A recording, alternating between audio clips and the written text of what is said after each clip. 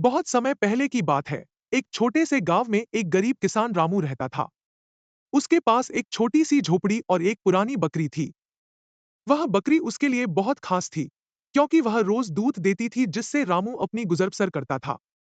एक दिन रामू जंगल में लकड़ियां बटोरने गया। वहां उसने एक बूढ़े साधु को प्यासा देखा। रामू ने तुरंत अपनी मटकी से पानी निकालकर उन्हें पिलाया।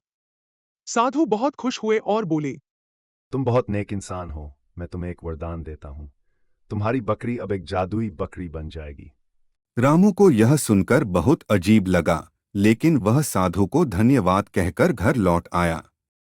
जब उसने बकरी को चारा खिलाया, तो बकरी अचानक बोल उठी। रामू, तुम बहुत अच्छे इंसान हो। अब से मैं तुम्हें रोज एक सोने का सिक्का दूंगी।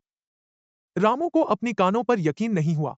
लेकिन जब अगली सुबह बकरी ने सच में सोने का एक सिक्का दिया, तो उसकी खुशी का ठिकाना न रहा।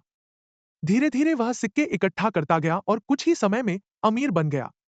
उसने एक बड़ा घर बना लिया और गांव के जरूरतमंदों की मदद करने लगा। लेकिन उसकी यह खुशी ज्यादा दिन तक नहीं टिकी। उसका पड़ोसी, जो बहुत लालची था, यह सब देखकर जलने लगा। उसने रामू से बकरी चुराने की योजना बनाई। एक रात वह चोरी छिपे रामू के घर में घुसा और बकरी को उठा ले गया। सुबह जब बकरी को वहां नहीं पाया, तो रामू बहुत दुखी हुआ। उधर पड़ोसी ने बकरी को खूब खिलाया और बोला, जल्दी से मुझे सोने के सिक्के दो। लेकिन बकरी चुपचाप बैठी रही। जब पड़ोसी ने उसे जबरदस्ती हिलाया डुलाया, तो बकरी जोर से बोली, लालच बुरी बला है। तुमने चोरी की है, इसलिए मैं तुम्हें कुछ नहीं दूंगी। इतना सुनते ही पड़ोसी डर गया और बकरी को वापस रामू के घर छोड़ आया।